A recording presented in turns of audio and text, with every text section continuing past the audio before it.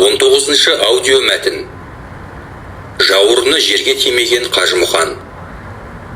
Қажымұқанның спорттық өмір баянында оның джиу-джитсу күресі бойынша Жапония чемпионы Саракаки Джиндофумен болған күресі айрықша орын алады.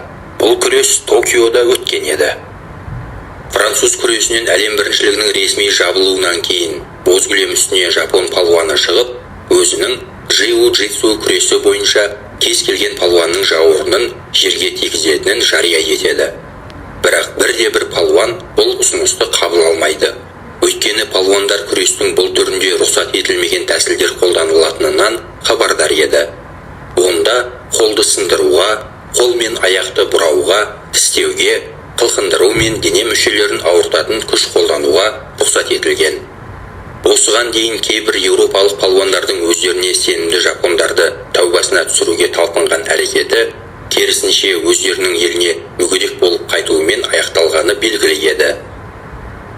Алғашқыда Қажымұқан залда неліктен құлаққа ұрған танадай тыныштық орнағанын түсінбеді.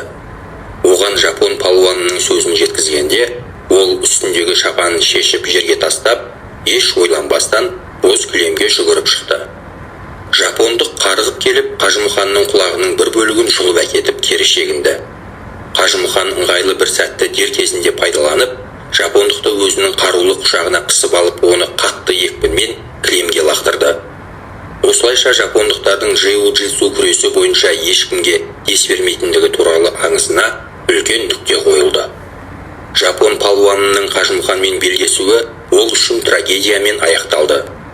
Ол 6 айға жуық ауруханада жатып көз жұмады. Мұның бәрі Қажымұқанның ең әйгілі палуандардың бірі болып, әлемнің атақты спортшыларымен бір қатарда тұрғандығын көрсетсе керек.